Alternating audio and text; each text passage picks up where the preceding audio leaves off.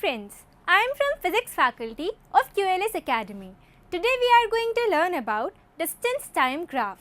I am sure you will enjoy learning. So let's start with our lesson today. Distance time graph. आज हम देखेंगे कि क्या होता है और कैसे बनाते हैं हम ये डिस्टेंस टाइम ग्राफ. अच्छा, आपको याद है मैंने आपको लास्ट टाइम बताया था ओडोमीटर के बारे में, दैट ओडोमीटर मेजर्स डिस्टेंस. हाँ, तो हम वहीं से स्टार्ट करते हैं. नाउ पहेली एंड उसकी क्लास जो थी ना, वो पिकनिक पर जा रहे थे एंड पहेली ने सोचा कि वो हर 30 मिनट्स के अंदर ओडोमीटर का मेजरमेंट लेगी. ठीक है, मतलब बस से बैठने के बाद तुरंत हर 30 मिनट्स में वो ओडोमीटर की मेजरमेंट लेगी. And she took the following measurements. 8 बजे वो लोग बैठे थे, तब जो बस का ओडोमीटर की जो रीडिंग थी ना, वो 36540 किलोमीटर पर थी. ठीक है, मतलब इतना उन्होंने ट्रैवल नहीं किया था, वो बस की ओडोमीटर की रीडिंग थी. देन आधे घंटे बाद 8:30 को वो 36560 हो गई, 40 से 60. देन उसने ये ऑब्जर्व किया कि हर आधे घंटे में 20 किलोमीटर बढ़ते जा रहा है और एट लास्ट 10 बजे 36620 किलोमीटर पर आकर वो लोग रुक गए. अब 10 बजे तक ये तो आपको पता लग गया होगा कि उन्होंने ट्रैवल कितना किया, 80 किलोमीटर्स. अब ये तो पहेली ने निकाल लिया. अब बूझो ने पहले को चिढ़ाया कि वो 9:45 AM पर उन्होंने जो डिस्टेंस जो थी ना, उन्होंने 9:45 AM पर जो बस जहाँ पर होगी उसकी डिस्टेंस वो नहीं निकाल सकती. तो पहेली ने बोला कि नहीं, मैं तो निकाल के दिखाऊंगी. बट उसे तो आता नहीं था, तो वो चुपके से मैम के पास गई एंड मैम से पूछा. तो मैम ने बोला कि बेटा आप इसकी डिस्टेंस निकाल सकते हो डिस्टेंस टाइम ग्राफ प्लॉट करके. ठीक है, तो अब हम जानेंगे कि होता क्या है. देखो, ये वाला जो आपको ग्राफ दिख रहा है ना, इसको बोलते हैं हम एक बार ग्राफ. जो आपको बिल्डिंग्स दिख रही है ना, इसको बोलते हैं बार ग्राफ. इस वाले को हम बोलते हैं लाइन ग्राफ. ठीक है, ये जो लाइन है, और नीचे वाले को हम एक बोलते हैं पाई ग्राफ. ठीक है, पाई चार्ट. अब हम प्लॉट कैसे करेंगे, डिस्टेंस टाइम ग्राफ बनाते कैसे हैं. एक ग्राफ लिया, ठीक है, उसमें ऐसे x डैश लाइन खींच ली हमने और y डैश लाइन खींची एंड इन दोनों का जो इंटरसेक्शन पॉइंट है उसको हमने बोला 0 या फिर O, कुछ भी बोल दो, सेम ही है. अब ये जो शेडेड पार्ट है ना, ये पॉजिटिव है, so we will choose this only. अभी के लिए हम पॉजिटिव पार्ट चूज़ करेंगे बिकॉज हमारी जितनी भी रीडिंग्स अभी तो आएंगी तो सारी पॉजिटिव में आएंगी, तो हम बाकी 3 जो पार्ट्स हैं ना उनको छोड़ देते हैं. यू कैन सी हमारे पास ये टेबल है, एक नया टेबल आ गया. अब हम परपेंडिकुलर लाइंस ड्रॉ करेंगे to mark the axis and mark them as OX and OY. देखो, वो जो ग्राफ था x डैश y डैश, बीच में O था, उसमें हम OX यहाँ पे x एक्सिस मार्क करेंगे और OY y एक्सिस मार्क करेंगे. अब x एक्सिस को टाइम मान लेंगे एंड y को डिस्टेंस मान लेंगे. नाउ मिनट को हम सेंटीमीटर्स में मेजर करेंगे. जो सेंटीमीटर्स है ना ग्राफ के, उसको हम मिनट में मेजर करेंगे. और कैसे मेजर करेंगे, 1 किलोमीटर 1 सेंटीमीटर. नीचे वाले को हमने टाइम मान लिया, ऊपर वाले को हमने डिस्टेंस मान ली. नीचे वाले का 1 सेंटीमीटर को हमने 1 मिनट मान लिया और ऊपर वाले के 1 किलोमीटर को हमने 1 सेंटीमीटर मान लिया. ना उसे मार्क कर देंगे 1 2 3 4 x में और y में, दोनों में. अब देखो, 1 मिनट में 1 किलोमीटर गया है, सिमिलरली 2 मिनट में 2 किलोमीटर गया है. अब अगर हम इसे मार्क करते रहेंगे उनके इंटरसेक्शन पॉइंट को, x वाले को स्ट्रेट लेंगे, y वाले को स्ट्रेट लेंगे, उन दोनों का जो इंटरसेक्शन होगा ना, उस लाइन को अगर हम खींचेंगे तो वो दोनों पॉइंट्स इंटरसेक्शन की एक स्ट्रेट लाइन बन जाएंगी. ठीक है, अब हम नेक्स्ट देखते हैं कि क्या होता है. नाउ पॉइंट्स को सारे को ज्वाइन किया, स्ट्रेट लाइन आ गई. It indicates that car is moving with a constant speed. Car एक कांस्टेंट स्पीड के साथ मूव कर रही है. अगर स्पीड कांस्टेंट नहीं है तो स्ट्रेट लाइन नहीं आएगी, फिर हमारी कोई भी कर्व लाइन आ सकती है, कैसी भी कर्व लाइन आ सकती है.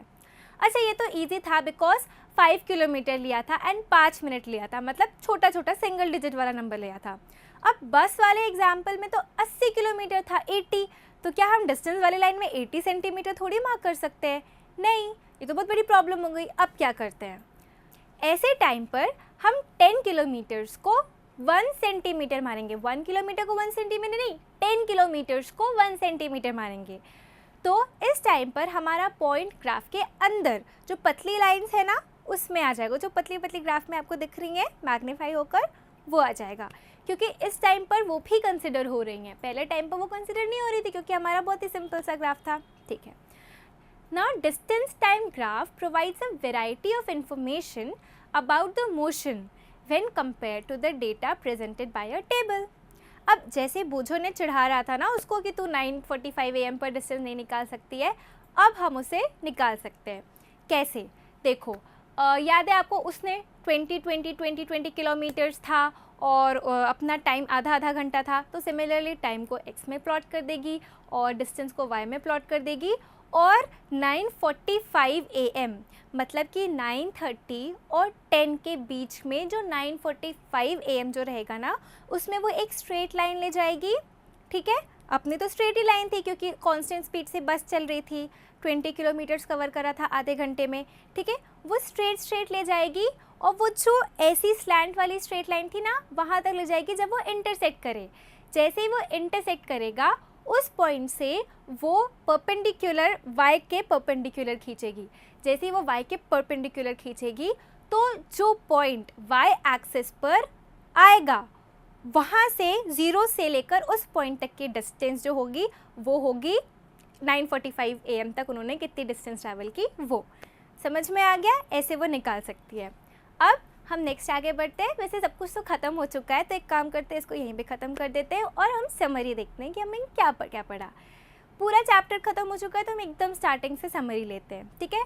सबसे पहले हमने रिविजन ऑफ क्लास 6 किया था। हमने 3 मोशंस के बारे में पढ़े थे, rectilinear, circular and periodic. Then हमने स्लो मोशन और फास्ट मोशन के बारे में पढ़ा था और हमने कार वाला एग्जाम्पल लिया था, याद है, रेड कार और ग्रीन कार। रेड कार आगे निकल गई थी, 30 सेकेंड्स में फ़ोटो ली थी दोनों की, हाँ वो। फिर उसके बाद हमने स्पीड के बारे में पढ़ा था। फिर हमने फॉर्मूलाज देखे थे स्पीड के, 3 स्पीड, डिस्टेंस और टाइम से वो जो 3 फार्मूलाज आए थे वो हमने पढ़े थे। फिर हमने मेजरमेंट ऑफ टाइम अभी पढ़ा था। फिर उसके बाद हमने पेंडुलम के बारे में पढ़ा था, ऑसिलेशंस वगैरह के बारे में पढ़ा था। फिर आखिरी में units of time and speed पढ़ा था, टाइम की सेकेंड और स्पीड किलोमीटर पर आवर, मीटर पर सेकेंड वगैरह वगैरह। फिर लास्ट में मेजरमेंट ऑफ स्पीड पढ़ी थी। फिर एक्टिविटी की थी हमने रोलिंग बॉल की, है ना, रोलिंग बॉल करके हमने उसकी डिस्टेंस और टाइम, डिस्टेंस पता था, टाइम पता था, स्पीड निकाली थी। फिर एट लास्ट हमने आज डिस्टेंस टाइम ग्राफ पढ़ा था और 2 प्रॉब्लम सॉल्व की थी, वो मिनट वाली, किलोमीटर वाली और बूझो वाली, ठीक है। तो ये हमारा पूरा का पूरा चैप्टर ख़त्म हो गया है। अब हम आएंगे अपने कीवर्ड्स पे, मतलब कि जो एग्ज़ाम में हमेशा पूछता है।